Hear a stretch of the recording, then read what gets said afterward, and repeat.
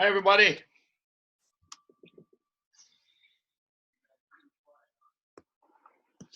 How we doing today? All right. Got the crew join in, Tom.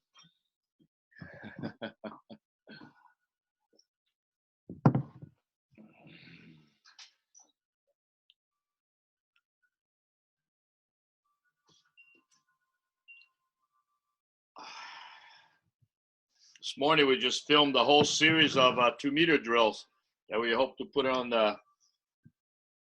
out there for you guys. You know, so we as a series of 20, we filmed the first 8 today. I'm gonna film the other 12 tomorrow. They're pretty tiring, so I just put Tony through it, and he's like, "Oh, Dad, too old for this." That's the greatest feeling for a coach, isn't it? When the player looks at you and goes, "I really enjoyed it, but I'm dead."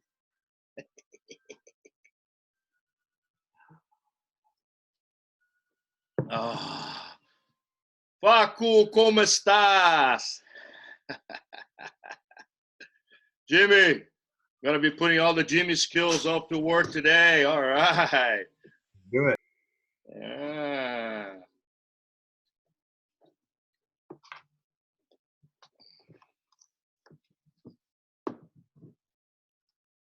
What's up, Paul? Look at that. Temba's here. We got Luke, Fabio. All right, we got everybody in. All right. Okay. Look at you two over there on top. Hey, let's ask some more questions, you know? I tell you. Remember what Confucius says. A man who asks a question is a fool for a minute. The one that doesn't ask a question is fool for a whole life. Don't ever forget that. All right? So you know what? Even if you sound stupid, you still ask the question. You know, a minute goes by really fast. You don't ask that question, it's going to be the rest of your life going, man, I should have asked. And that's not a good feeling. All right, I got 2 more minutes. Still got guys checking in.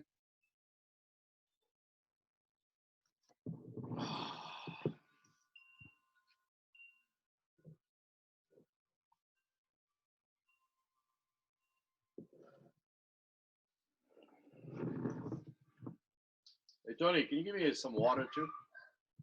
Thanks. ¿Cómo estás, Rico? ¿Bien? Todo bien, todo bien. Yo lo tengo a Facundo por WhatsApp traduciendo, ¿Sí? ¿eh?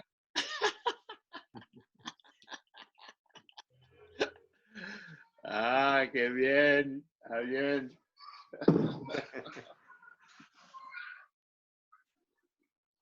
No te vas a deshidratar, ¿eh? No, no. Finalmente acá un po' caldo. Finalmente está caliente. Finalmente. Bien, bien. Qué bien. Okay, let's get started. All right. Mr. Felix is back. Woo-woo, raise the roof. I missed the guy, man. Whoa, good job. Where's Paul? Paul, no camera for Paul. Tiago's in. Where is he now? Okay, everybody's getting in. All right. Okay, well, we get started. So today what we're going to talk about, you know, I picked four videos. I picked Szkolnik versus Spandau. Great game. They have some really good ways that it shows you exactly how to break the zones, you know, particularly the M concepts. And then I picked also Barcelona and Olympiacos. Again, sometimes what I wanted to do is that, because as you guys are coaches, and of course some of you have been national coaches before or in the process of doing it, but I think sometimes you can't just watch national level games. And let me explain why. Because if you are coaching high school, you're coaching college, you're coaching junior college, you're coaching age group, you know, sometimes when you show that only, let's say, the, you know, Olympic Games or finals of a world championships or European Games, you're showing at a level that maybe you're not going to be able to achieve at your practice. You know, so sometimes what I like to do, particularly when I teach my coaches, and that is, sometimes I like to show some junior games. Sometimes I do like to show some club games, because that gives you a little more realistic approach to some of the things that we are working on. You know, it's like if you're trying to show, you know, if you're trying to coach high school basketball and all you show is the finals of the NBA, first of all, some of the rules are different. The type of players are different. The velocity of the game is different. That, so sometimes I like to show both. Yeah, right. We showed that Olympic finals, European finals. Hey, guys, that's what we're going to get to. But let me show you how we really are. So you want to show that when you are teaching. And that also is very important when you are coaching, okay? You always want to try to coach at a challenge level. Is what I always use when I'm developing coaches. Is coaching at a challenging level gives you the idea that the player can achieve. It's that comparison you do with your kid, and I tell parents all the time never to do it. The kid is 7 years old and he throws a ball pretty well, and you say he's going to be an Olympian. Ooh, that's a pretty tough thing to live through. Okay. So you might not want to say something like that. You might want to say to the kid, say, hey, you're doing good. Keep it up, but you don't want to throw you off the bat. You're going to be an Olympian. Yeah. You know what? You're going to grow up to be the greatest player on earth. It's kind of hard to live up to that expectation. Well, that's the same thing when you're showing sometimes videos to the guys. You show this unbelievable zone with these guys are going everywhere, and you're going like, hey, this is what you guys got to do. Yeah, maybe they will in 3 years. So maybe show them how they got there. So sometimes that's a good way. Well, let's talk about the press, first of all. Before we go into the video, I did extend the meeting now. Jimmy, thanks, man.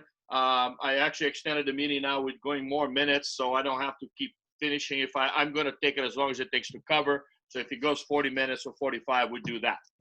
I want to make sure that I'm here for you guys. So here's the thing. So we're talking about the press. Now, what is a press, right? I mean, the press has changed. The press has really changed. I mean, we can go back to the press before people didn't even say press because that was the only defense they had. Everything we did was press. When you couldn't press, it's because you weren't good enough. So the bottom line is that you were press, and then sometimes they got a guy on the team that wasn't very quick or wasn't very smart or whatever, and he kind of came off. It wasn't really a zone. It was kind of drop off the door.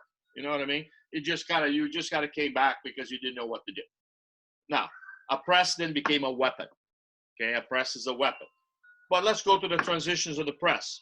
The press was a weapon back in the 80s, in the 70s. But remember, in those days, there was the dead time foul. Remember the dead time foul? That when the ball with the whistle blew, you touched the guy, you were excluded. So it was a very different press. They were lane presses. Most of it was a lane press that did not touch. It was basically trying to make passes over. So it was a different type of press, okay? As that rule disappeared, there was no more of the dead time foul.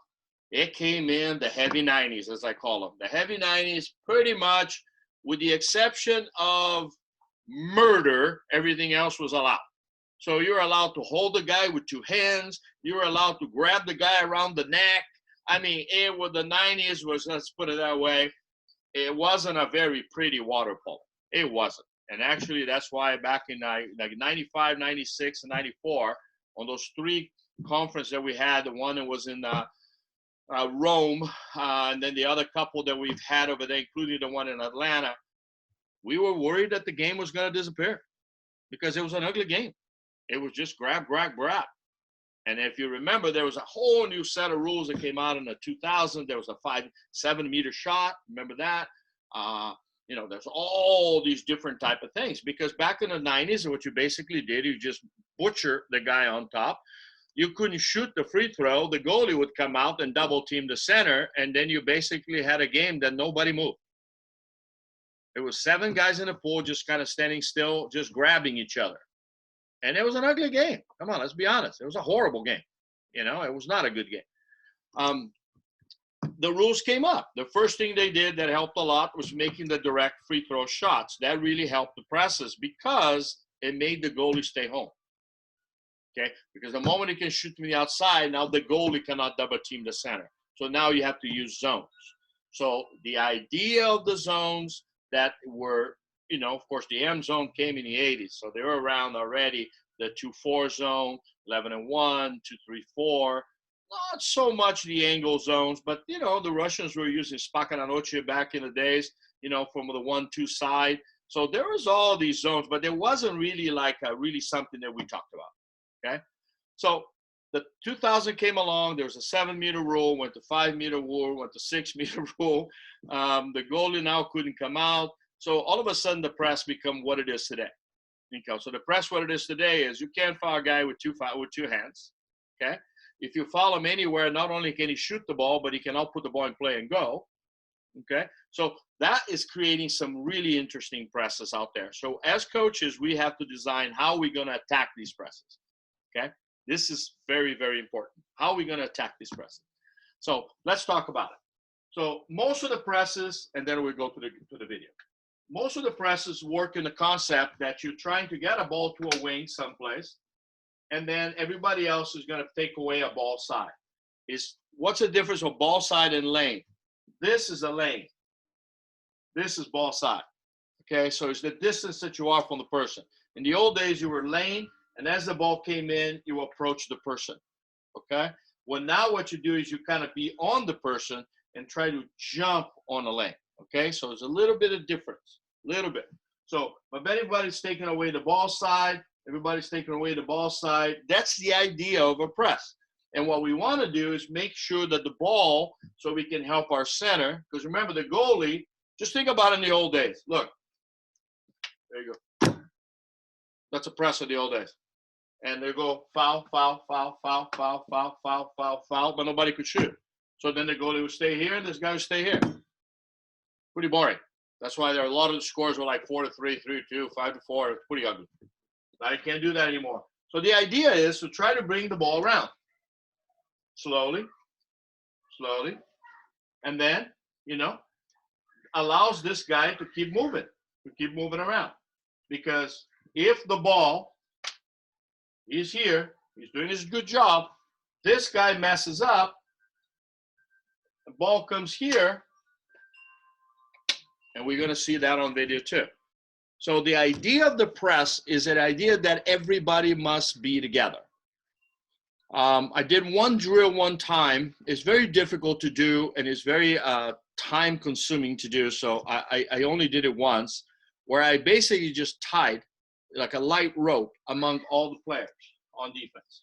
And I basically said, what you want to do is just always keep that distance between the guy. We did it as a movement, just to understand the distance. Because what you want is the distance. So we don't want to be, if this person goes here, then this person goes here. This person comes back here, then this person comes back here. You want to keep the symmetry so the press can really work. Because a press is a team thing. It's not an individual thing. You can't say, well, this one player of mine, man, he runs a really good press. What does that mean? Either a team runs a press or nobody runs a press. You can take the 5 best players in the world and one guy that doesn't run the press right, it won't work. It won't work. So the press has to be a team unity, team. Okay? So that's how a press uses. Quick difference.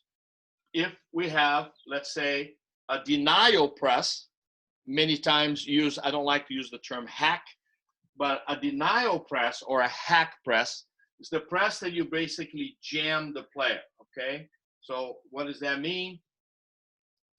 This press is usually used when you are losing by 1 or 2, or you're trying to get the ball, you're trying to force the other team to commit an offensive foul. So you're trying to get the ball back, okay? So this is not let's say a zone that you would use all the time, but it's a zone that you can throw once in a while just to get some physicality into the sport. Okay, it is not a dirty zone, okay? But it's a zone that just creates a little bit of physical, that physical aspect of the sport. And just sometimes what it will also do when you do this kind of zone, quite denial zone, a denial zone, again, hack press, also forces the team sometimes to go a little bit wider. So a lot of times you might use a denial press for about 5 to 7 seconds just to kind of push the offense away and then come back on your zone, because that will force the other team an extra 3 or 4 seconds to get into a zone. Okay, so that is important to think. Now, this is a denial press. Now, there's a deter pass. Okay, a deter one is the one that you off a little bit. Okay, and now if the ball gets there, again, remember when I said I like the traps? This is my favorite press. Let's say if I want to run a trap, okay? And most of the teams, again, some teams are not prepared for it. So the ball is over here someplace, here. I want to trap. So I already told this guy here, and we're saying, hey, I use numbers, okay? Because I coached abroad so many years, I use that, from this side, 1, 2, but like I said, we could be US, so we can go this way, 1, 2, 3, 4, 5. So in this case, I would say, okay, guys, we're gonna run trap 5, okay? We're gonna trap 5. So what we do in the trap 5 is everybody just jumps like they're gonna try to steal the ball here. And this guy over here, we're gonna go pressure at him, but with hands up. We're not swimming at him. We're gonna go pressure at him with the hands up, and this guy is gonna drop. Okay? This guy's gonna drop right here. Remember, it's design, it's not a mistake. So this guy basically see everybody else getting pressed, see this guy zoning. Where's he gonna throw the ball, you think? He's gonna throw the ball right here. So once he throws the ball right here, we have the whole thing set up. Then now, because it's such a long pass, the goal is already prepared. This guy has plenty of time to swim around. And this time we sit over here, and then we basically just put slight pressure, no foul. How long will the ball take to get back to the top? Usually 7 seconds, okay? Because now I'm gonna press no foul. He has no pass here, none here, none here, none here. And now he's going to have to wait. This guy's probably going to go a hard release. But then by the time the ball comes in, I have a complete opposite side of pressing that I'm just wasting time of the offense, because that's the idea. Okay? So how do I'm going to beat those things? Because I'm telling you how the presses work, but how are we going to beat those things? Okay. This guy is really important on most presses. Okay? A lot of people think that, that these guys are really important, Everybody's important in a game. Like I said, we never want to say nobody's important. But when you are beating the press, this guy is important. Okay? Because he is actually the one that's going to mediate everything. So if I want to beat a press, let's say my strength is in this side. Okay? Hey, all I want to do is just drive slowly over here. Just have them stay to this side. And we even talked about that a little bit the other day when the teams are doing a lot of this, okay? This guy comes in here, pretty hard to stay on the press. Pretty hard to stay on the press because it becomes a 3-on-3. And we're gonna see that on video. So again, start from this guy. Because some people like to beat the press by driving the 2 and 4. Well, you're pressing. But if you are pressing and no fouling here, even if you drive here, you don't switch.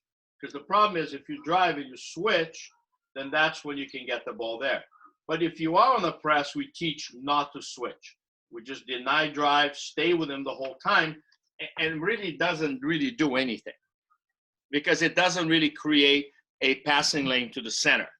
So yes, he could come over here, but now let me tell you, if you did this, the first thing I would do is that it's okay, guys, there we go. I mean, my goodness, this is, it's not going to work. And then basically I'm going to counter the crap out of you. All right. So this is another way that I'm saying, be careful. Okay. Be careful. So again, offense, use the middle guy. Middle guy's great. Remember, a drive is not always fast. Sometimes, everybody thinks that your drive has to go 100 miles an hour. Not really. Sometimes you want to go pretty slow because you want to kind of take the guy with you and not allow anybody to switch. The other way you can do it, and that's the one I use a lot, and the Russians used to use this a lot in the old days, and that is drive here. It's kind of like chess. Sometimes I was just playing with my grandson. I killed him, by the way. It was great. Let's say I was playing with my grandson. He's good. But I was playing with him, and I basically set up traps for him. Okay? He's a good little player, but he wasn't going for the traps. So what I did is I would throw a pawn or I throw a bishop, and then he goes after and opens up for you to attack. Well, that's the same thing. I'm not setting a pick. That's not what I'm doing. I'm just going to make him drive over here. What do you think this guy's going to do? Just by having a guy behind him. It's kind of like, nobody likes to have a guy right behind you. So what he's going to do is that he's going to make a little bit of move where I can now drive, and now he's behind, and then I change direction. There's a little 3-on-2. Pass over here. Okay, there's a 3-on-2 here. You see who does that a lot? There's a guy named Tony Azevedo. He used to do that a lot. Okay, so you run this pray over here, and all of a sudden you give him a little bit of area. Oh, he does this. You got a good passer right here, and you're going to get a lot of those shots. All right. So that's another one. So these are the kind of ways. There are ways to do it from the baseline. Again, the ball should be at the point. Don't have it on the baseline here. Make sure that it's here, and then the drive on the baseline. And again, what you're trying to do is rub off. Okay. Then this guy moves in, forces a drop, comes in here, and he gets the ball in the center. We're going to see that too. Again, look at it again.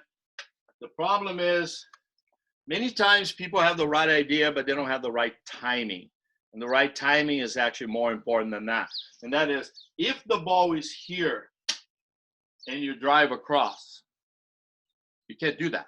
Because once you do this, this guy's just going to basically foul and drop. Or he's just not going to go foul at all, and the ball's kind of dead. You want the ball to be live here. You want the live ball here. So what you want to do is put the ball here. Now, it's a two motion. Why? As this guy is moving over here, right, to force to get open this guy at the same time is doing a hard move to get the ball live. So now he goes away. I get the ball in. And then we're going to see one of the ones, and I'm going to actually start with that one, happens on the, I believe it happens on the Skolnick Spandau game, where they do this. This guy comes back too much, and this guy has a great shot. And you know what? One thing you should ever learn, don't drop off a Hungarian and let him get his body under him. It makes it very hard to shot block that ball. Okay? You want to move with those guys, don't give them time. All right, Ricardo, let's take a look at it. What's that? We got a question? Yeah, this is Felix. I have a question. So some of the things I struggle with and being more consistent with my team is passing the ball under pressure. Mm-hmm. Like, well, we can move and create opportunities to isolate defenders, but again, maybe at the end of this clip or the end of this session, we could talk about drills that you run to help pass under pressure, like with the person with the ball and some defenders, different skill sets they can work on moving the ball while they're being pressed. That's actually a great question, because, we're talking tactics right here. I would like to do one next week, if it's okay with you guys, where I actually teach you some of these individual part of it, because you're right. If you're going to run a defense, you got to have the skills to be able to run that. So what we want to do in that situation is to create an opening. The best way to get free, okay, is what I call kill, bill, drill. Okay, and that is every single passing drill I do in the last probably 13 to 14 years, every single drill that I've used is called the kill, bill, drill, okay? And that is, I'll make the guy hold the ball, and the other guy is like two-hand chest passing and pushing and harding and sinking, and that ball is here. And he is still passing the ball with a guy coming from behind, grabbing his shoulders. But I just tell him, don't grab from the shoulder forward, but everything back here you do. And force the person to have the idea of that you have to pass under pressure. Because what happens is we say at practice, okay, guys, let's pass. And everybody just throws the ball back and forth 5 minutes. What is that? Their elbows are low. They're not coming up high. No, I want them to do this. That's the first one. The second one is change their kicking from egg beater kick during your passing drills to spider leg kicks during your spider drills. That means instead of just egg beatering, I'm going spider legs, I'm going donkey kicks, I'm moving around left, right. So that means I learn to pass the ball in any different posture there is. So this is important as you create the situation for the athlete, okay? That's a very, very important thing. So let's take a look at this first video here. Great question, Felix. And I will make sure I put together about 4 or 5 really good passing drills for that, okay? And again, guys, remember what I said. Confucius said, remember what Confucius said, right? A man asks a question, the first minute he feels like a fool, but the one that doesn't ask the question is a fool for life. Ask the questions. All right, here we go. Let's go to the screen. Let's see if it worked well this time. Hopefully it does. I'm getting better at this. All right, here we go to that one here. I don't want to do the pandemic. Okay, here we go. Big one. Now, this is a Skolnick, and Skolnick is Spandau, league champions. There was last year on the round. Okay, so take a look at it. Okay, let's take a look. Ready? Here we go. Okay, let's make this small. Look what we just said. Look what's happening right here. Watch this. He sees the situation. He goes in, opens the hole just enough to get the shot off. Okay, so again, let's look.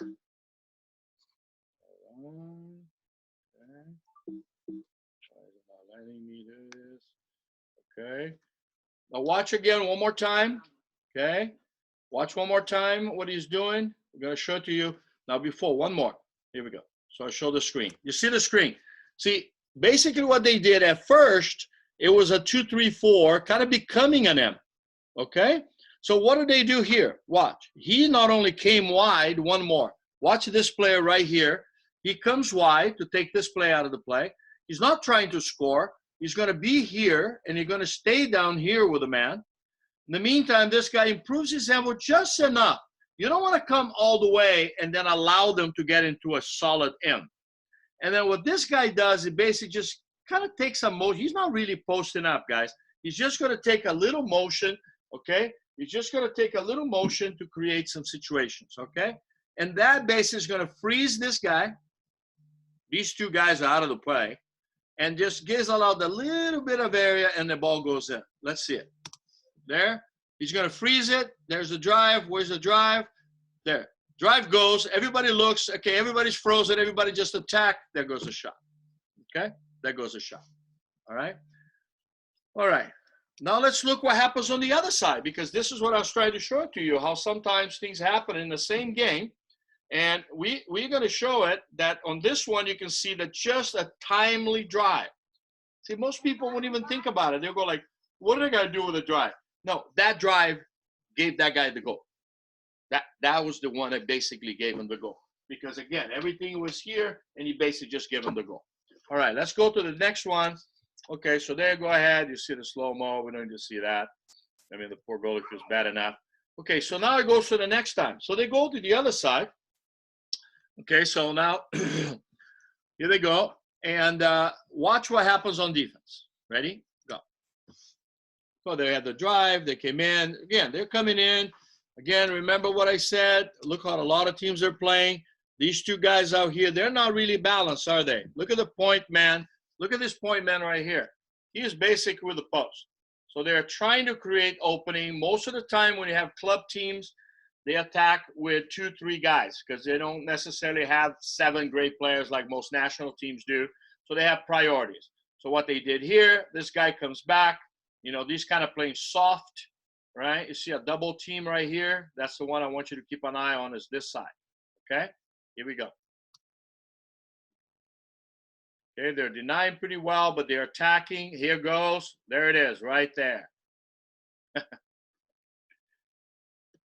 So remember what we talked about when we set it on the board, on that guy over there on the trap. If he comes in too much, it was the right thing to do. And you watch that goalie this goalie here is going to be yelling at this guy because he wants to come in a little bit, but you don't want to come in so much that you're giving this guy a 4-meter shot out of nowhere. Watch it again. They're going to show it in slow motion. Okay, here we go. Look at that. He's like, what are you doing? Hey, I would be doing the same thing. And I might even be using a couple of different words. You know, of course, this is a very good shooter from Hungary. Okay, here we go again. Same thing. He comes back. Look at it. He's staying there. Why? Look at this. Look at this again. I'm going to stop it just in time. Stop. Look at the defender. Why does he need to be there? Why does he need to be here? Look at the defender. He's in good position. His left hand is here. Right? The goalie is actually in a position not necessarily to block this shot. He's basically thinking he's going to attack, and he's just going to open up this hand backwards to take away the cross cage that this guy over here is probably going to shoot the ball. Okay? So, you know, again, be smart. Don't give him the guy this kind of opportunity. Hey, you know what? It's going to be pretty hard. You don't need to. He's not doing anything. This guy is not doing anything. All right? Okay. Let's go back to our stop sharing. Here we go. Did you guys see what I'm talking about? So you got the 2 situations that I'm talking about that I showed you over here. One is by having a drive over here on this side. You know, it was a great drive. Excellent job. He creates that drive. This guy just keeps him occupied. A lot of times you keep occupied. I remember a couple of the great drivers, and one of them back, and of course this is before most of you were born, but there was a great driver in Cuba called Rizzo. And And the reason what he used to do is that right before the drive, you kind of splash the ball, you splash behind you a little bit. Every time you turn your head to see what kind of defense you had in, he kind of splashed the back of your ears. Not splashing to be excluded, you know, but every time the guy's guarding you here. So the guy over here, and I'm guarding him here, and I turn around to look, and he'll kind of like splash over here.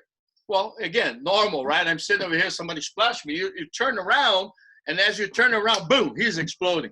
So, again, keeping the guy occupied is extremely important.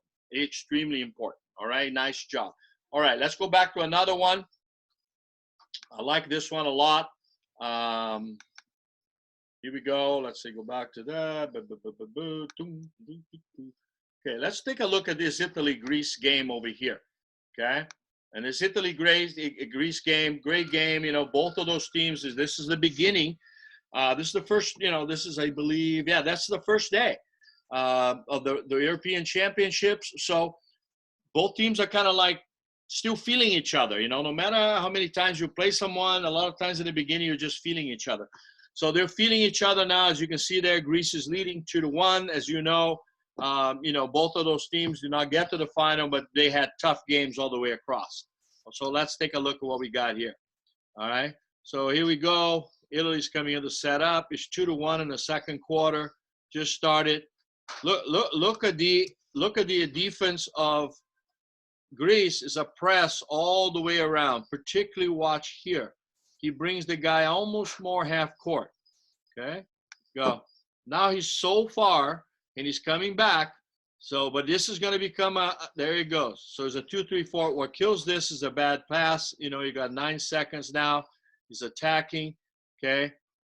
So what they're doing, they're forcing the shot from the perimeter from Figlioli, and they're taking away the really part that is strong, not great goalie technique there, but really they were trying to take away these two guys. So now they got a new clock, 20 seconds. There's that point drive, setting up for the 6 meters from the Fulvio.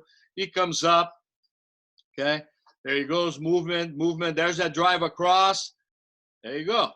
Again, the thing I want to say is that, yes, both of those situations did not occur goals, but they're very good situations. And they came up with very good opportunities, particularly on the second one, that if you look at what Italy does here, that I really like, and that's one of the things that I really like how Campagna, and if you watch, he starts because he knows these two guys are being pressed pretty hard.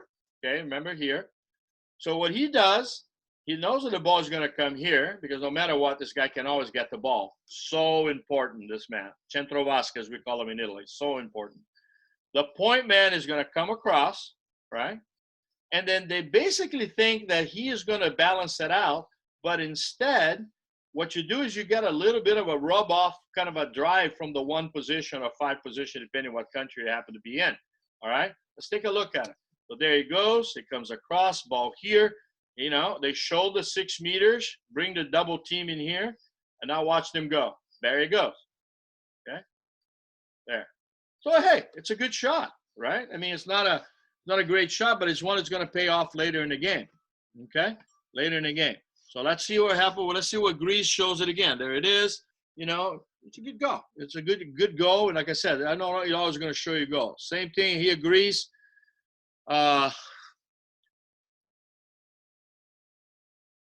we go.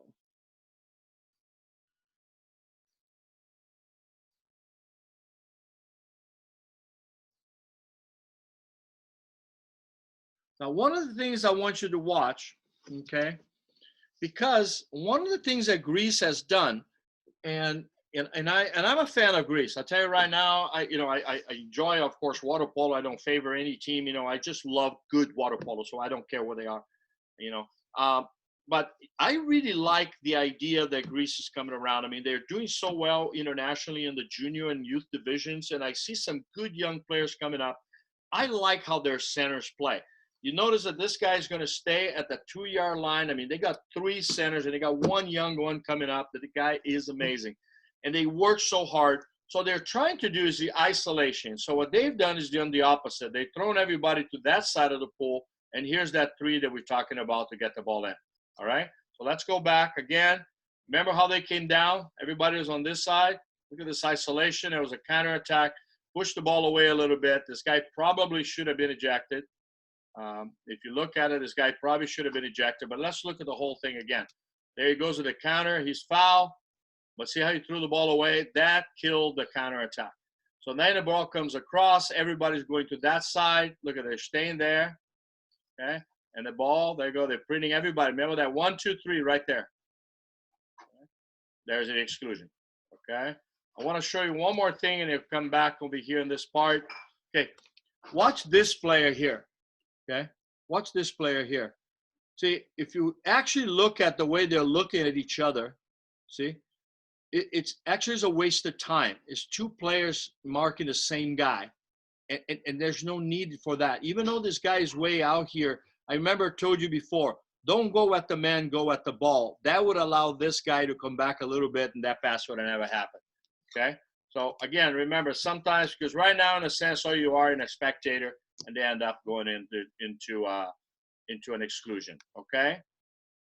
So, again, even though you are coming back in here, remember I told you the other day, just coming back, sure, this guy is going to go here. There's no reason for you to follow him on offense. You play defense the whole time. I understand.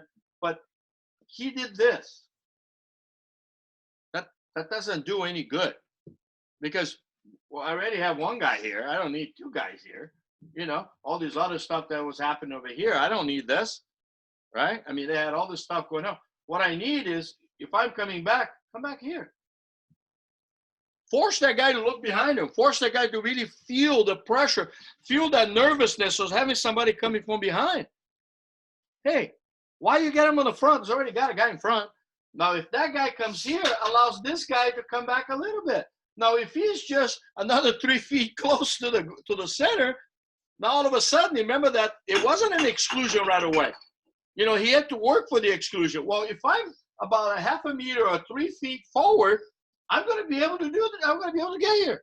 He's not going to get that shot off. He's not going to get an exclusion.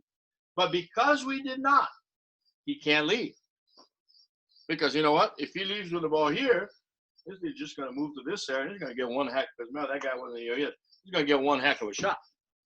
So sometimes the angles that you take, it's not just about the timing, but it's the angles that you take. Okay, let's take another one. Take another look in here. All right. Okay.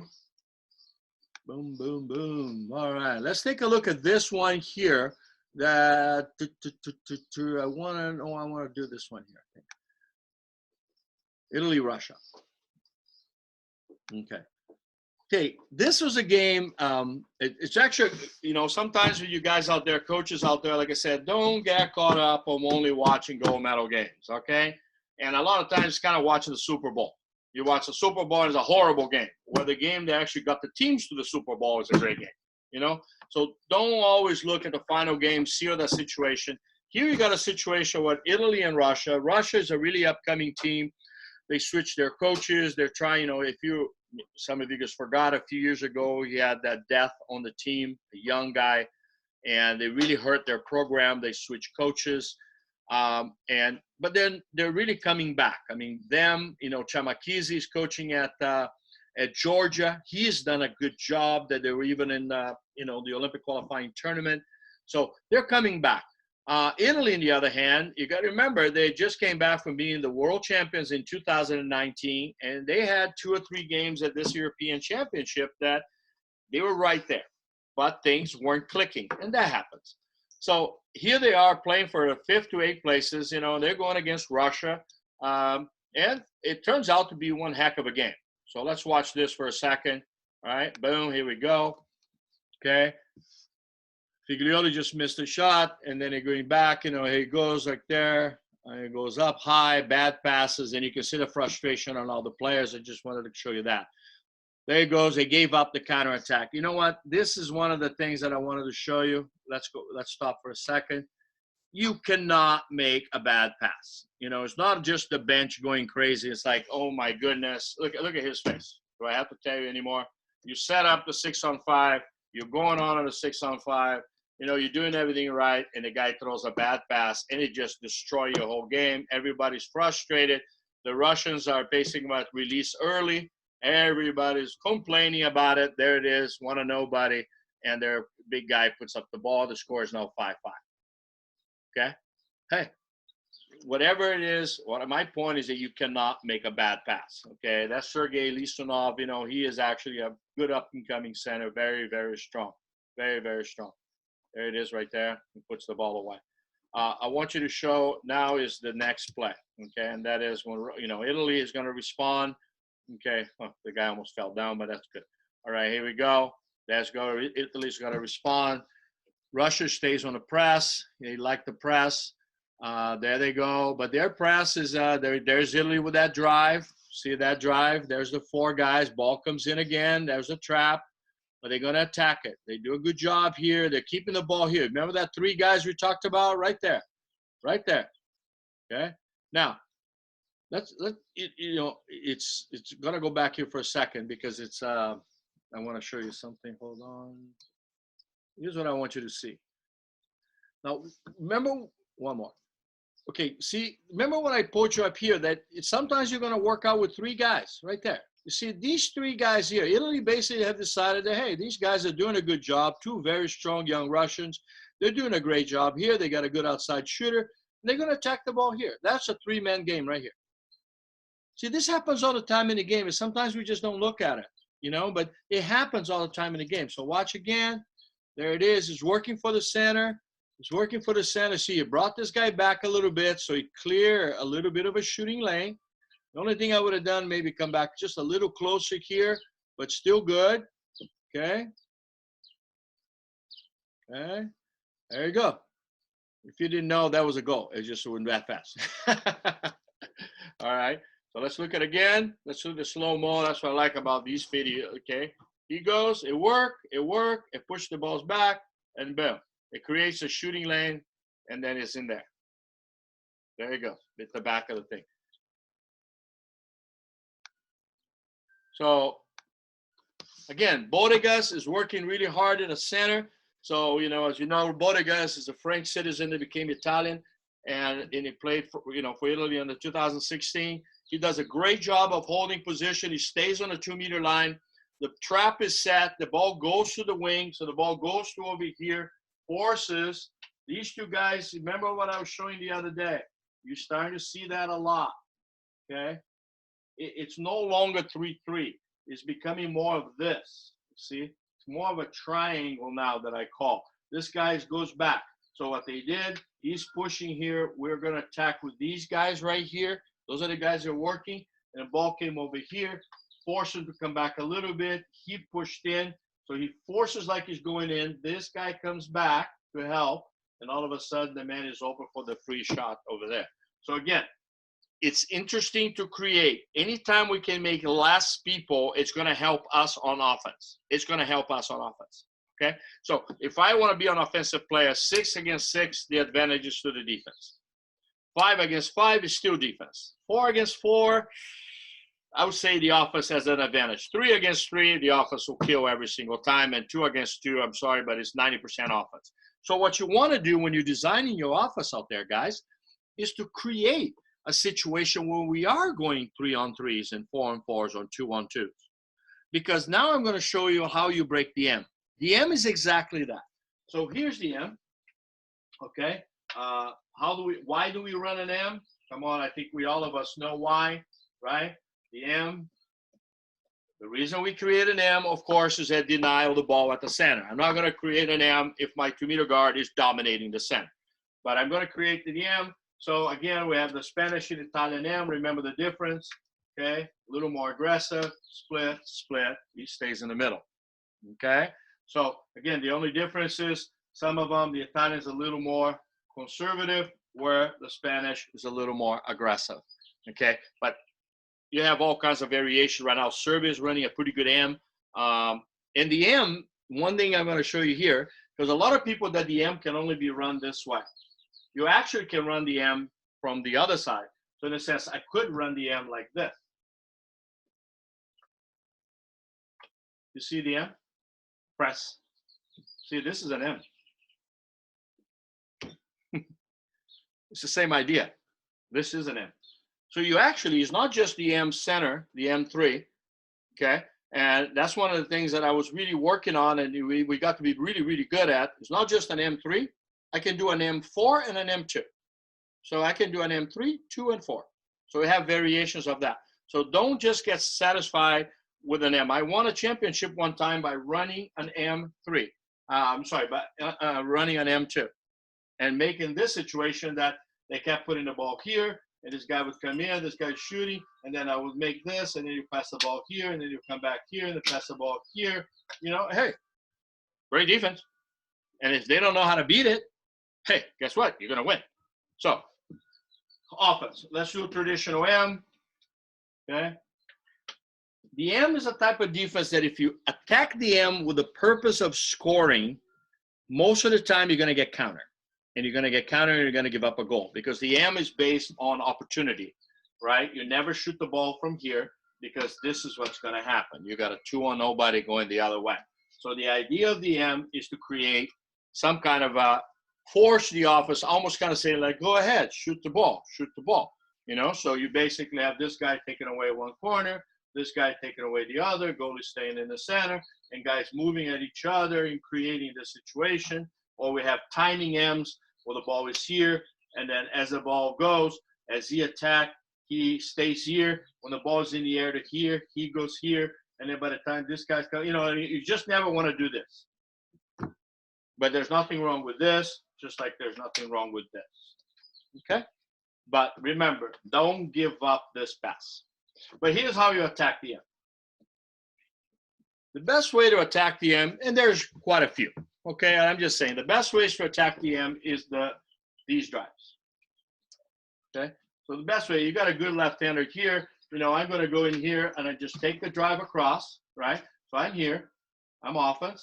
Okay, he's in here. By doing this, there's two things that can happen. Either he's going to follow me, and if he does, I'm going to occupy the space, and that's a heck of a shot. Okay. My center slides to the other post. Look at this avenue here. If this man attacks, ball is center. Okay? If the man doesn't attack, I have a perfect shot. Okay. If this man comes back in to help me, okay, this guy just go a dummy drive. Again, same thing. This guy going to get the ball. That's a pretty good shot for this guy. Okay? A lot of times, that's when the drive stops here. The second way is when the drive goes across. So if it goes across, this guy's coming one on nobody. Again, they have to come in and help, and you are. And most of the time, you either it's good because you can even create a switch at the 2 meter, put the guard away, and then keep the other guy, and then you put the ball in.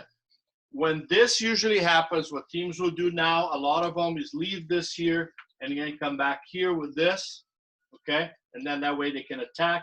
But the problem with that is that if you did your variation correct, and this guy comes hard pocket, and you can still have a nice shot coming across.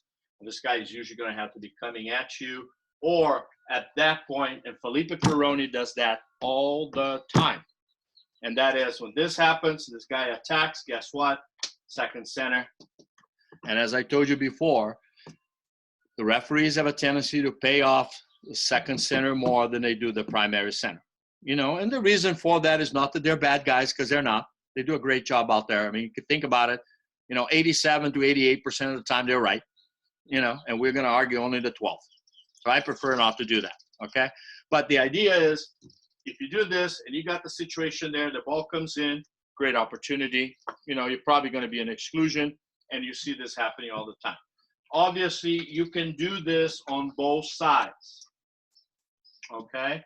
So you can run it on both sides, right? So you can run it this person going that way, but you can also run this person going that way. So you can do it either way, okay? Either way. Another way that they use, I got to do this the last one.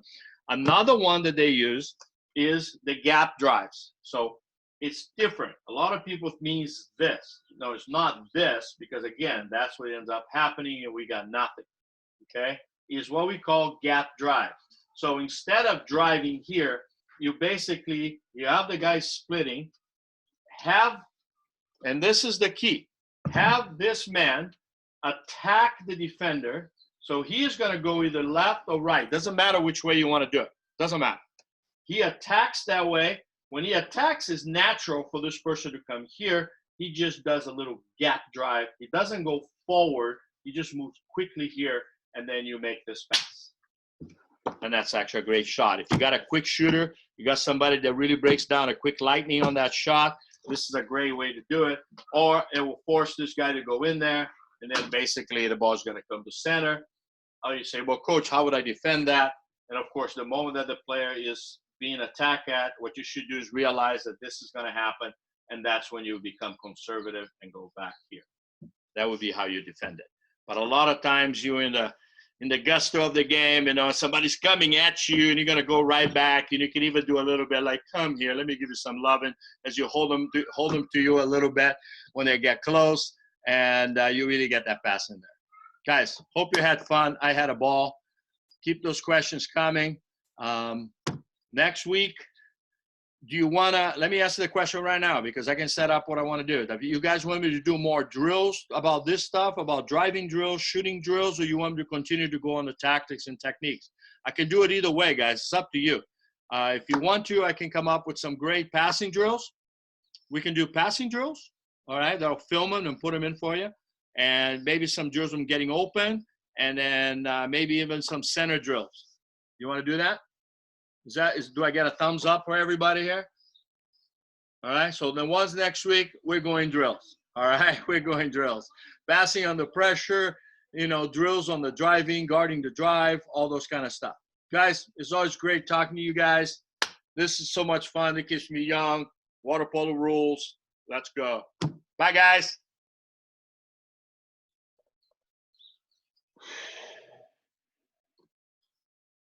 Come on, you hang up first, or I hang up first. You hang up first, or I hang up first. All right, man. You guys are the best. All right, see you next week. I'm out.